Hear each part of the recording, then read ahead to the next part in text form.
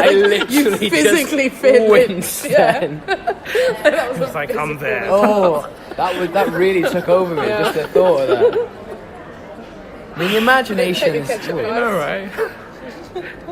Oh, you do not want that in your Big Mac, do you? We've come very far from Jeff Bezos, by the way, guys. Somehow we've moved from 140 billion to ants in the ketchup. That's how much his fries are going to be one day, 140 billion for fries.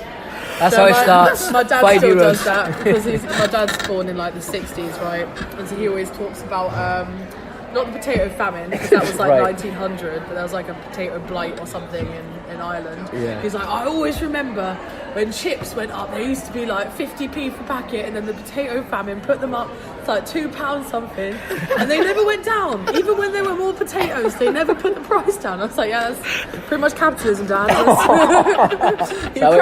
You've cracked it. I'd be interested to hear what year that was.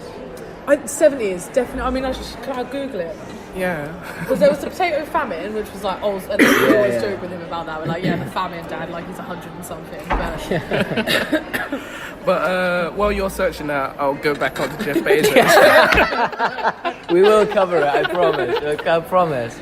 Hold on, listeners. Basically, he's in the news because, like, he's getting divorced. Yeah. And it's because he cheated on his wife of 25 years. Shit. Like, she was like there from the beginning, from like, do you know, Amazon used to be a bookstore before it became like a big global sensation. So like, she was there from the beginning. He had no prenup, and the funniest thing is like he ended up cheating with one of his friends' wives or girlfriends. No. And I think he's an agent or something. The guy who's His mate. Whose mate, yeah. And it was the type of thing where he is cheated, but like he would bring in the girl out on like places where he would be snapped by cameras, and it was like he didn't care. Yeah. So like it came into the public eye and everything like that. So yeah, he's getting divorced. But the reason why it's big in the news is because he now needs to split this. 3 million. Billion. Billion. Billion. So they're getting each about 76 or so billion each. So she's going to be the richest woman in the world, and he's still going to be the richest man. But the issue is that for him to have, When he halves it, he's still going to be the richest man. yeah. Because Really, I richer would than have Bill thought there'd be like a Gates. Bill Saudi Gates or prince something or like something. Bill Gates was the richest man before Jeff Bezos. Jeff he? Bezos became the richest man in the world. I think it was either last year or the year before. I feel because like of the there are Black some Friday rich men that sales. aren't on the list, you know, that just don't want people to know they've got all that money. Why would you as well? Yeah, exactly. Here's my address. Here's how much I'm worth. Come on, man. Guys, you change. Yeah, actually, I have got some change with me. I do actually. Here, boss. In the region. Thank you. No Just worries, to get man. some hot food. Yeah, get some food, mate. Get something warm as well. Just to keep warm. 20p, there you go. We've got nowhere to sleep. Stay safe, brother, alright? Take care.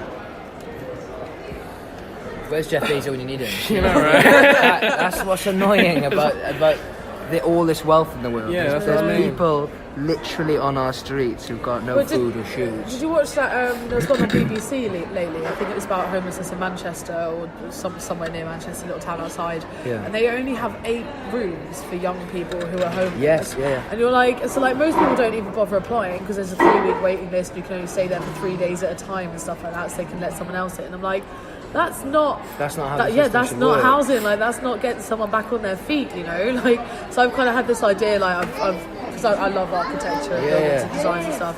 So I've got this idea for a place I call the Egg, and it's called the Egg because you know when you're in the egg you're being nurtured. You're of you course. need to grow and to patch into the new person that you're going to become. But I just imagine it as like this big kind of building with like a community sort of big open space in the middle, and then different living levels for like families and people, you know, That's with all the amazing. different social services and stuff that you need at the bottom. But I just think, Because I mean, some people argue about having stuff like that built because then they're like, oh, our town will become a mecca for homeless people coming here for a free place to live, right? Those kind of arguments.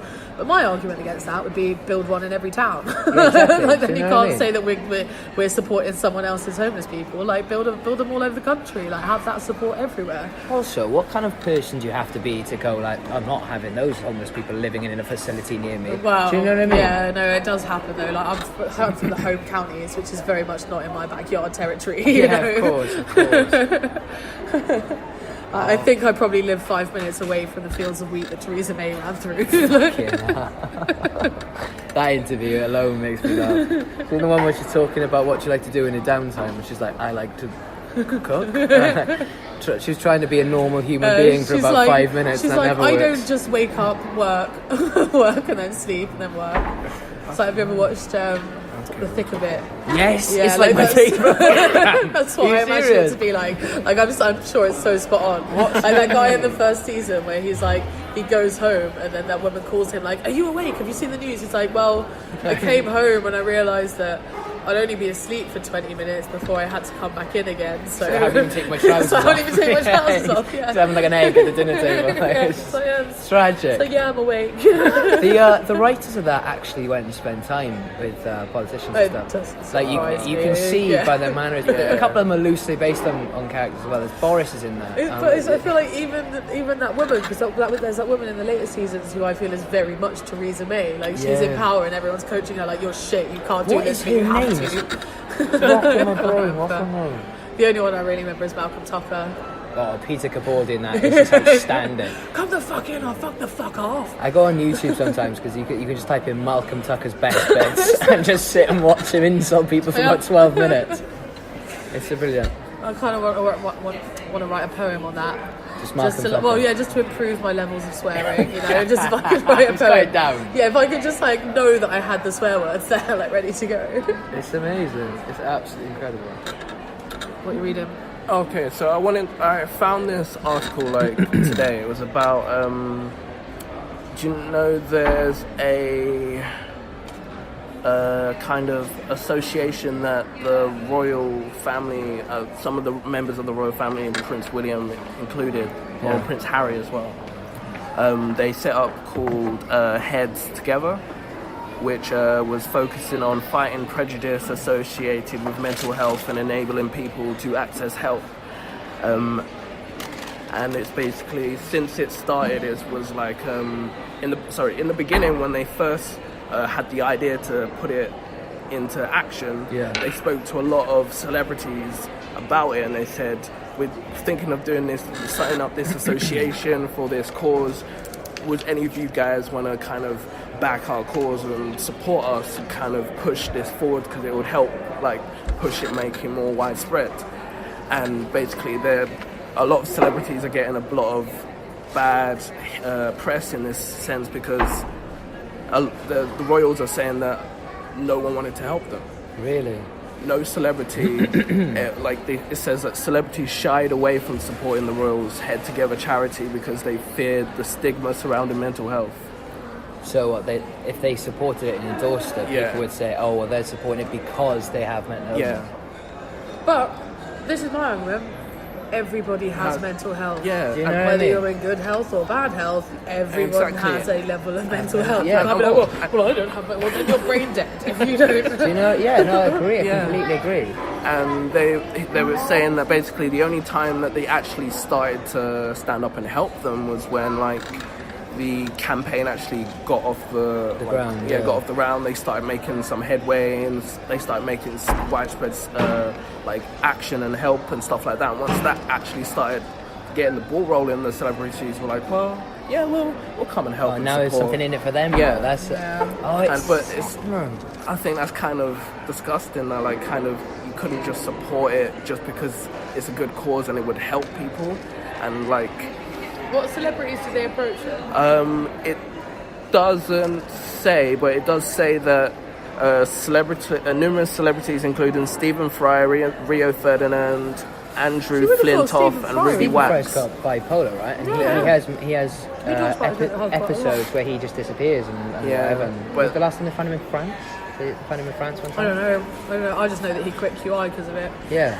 Just wanted to focus on himself. And But they're saying that they approached them beforehand and no one wanted to help, but then once it started making traction, that's when they started coming in to support. What was asked of them? Would they have to be like figureheads of the charity, or was it just money they needed? Or So it says to keep it real, there's not one person wanted to be involved when the Dutch was recruiting people to support their flagship campaign. because if it was just like actual endorsement, like they wanted money or or to support this charity, then I mean they could have done it anonymously. True. If they wanted to support it and they found it valid and useful and everything, they could have just given the money to it and then been like, I want to not be in the public eye. Or I don't want to be named to it. Yeah, exactly. Do you know what I mean? But I mean, this totally shows that they're only gone into it when there was something in it for them. Once it started getting some sort of publicity, I remember hearing them. I remember when they approached me about this. This sounds. It was a really good idea. Yeah, let's call up the Royals. I'm involved now. Do you know what I mean, though? And the thing is, I mean, celebrities should really talk about mental health and use their platform for good. You know what I mean? So much of the time we see celebrities absolutely wrecked off their face, doing something horrendous, and it's all across the news and all across our papers, and kids don't even know about it. And, you know what I mean? Why not use that platform to say, do you know what? Sometimes I have a fucking hard time as well. Yeah. And even though I've got all this wealth or fame, or I'm doing something I love every day, it still stings me as well, you know.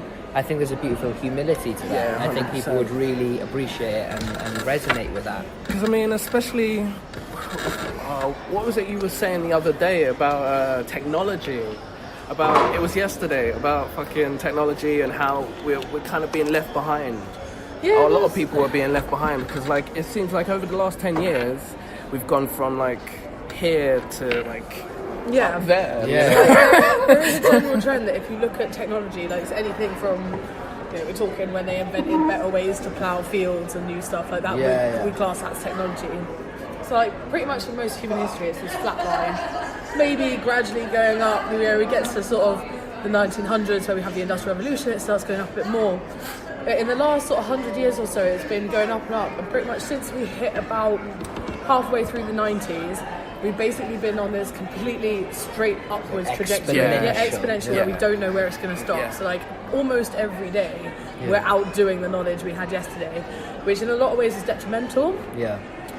Because obviously it gets more and more expensive, which cuts a lot of people out of the race. It leaves only the elite few who can afford to keep going. Two, it's detrimental to education. You know, if for example, when I was in school, we were taught about all the planets in the solar system. Now Pluto's not a planet, but it's like 7 of Jupiter's moons might have life. You know, this kind of stuff. So in that sense, schools can't keep up with it. We're not teaching people the things they need to know. Like, I mean, you look at China and Japan and stuff, and they're teaching coding. Like, coding is necessary. There's about 3 million jobs in the UK that aren't taken because we do not have the skill set to fill them.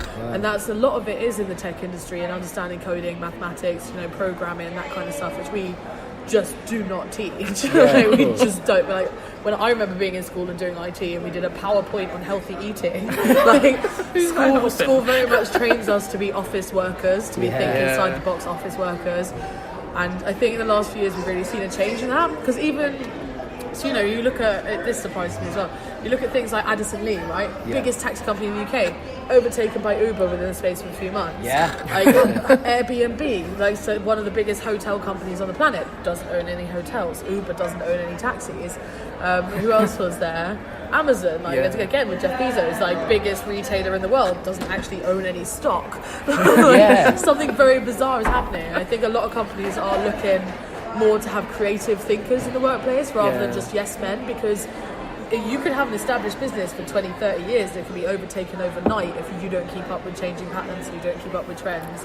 So I think people like us and more creative people will be needed in the future if we're going to continue this. But it's just the fact of people who are creative and have the platform, like you're saying, they need to use it for completely utilize. Like, you're in the public eye, people are looking at you and watching you. Say something intelligent or well-rounded, have an opinion about politics, because if you don't have an opinion about politics, that just makes it everyone that listens to you like, oh, they're not interested in it. Can I bring in What's the someone point? here? Yeah, of course. Cardi B. Like, honestly, so 4 years ago when I was at uni, if you had shown me Cardi B, I would have been like, this is everything that's wrong with society. But now, I'm a fan.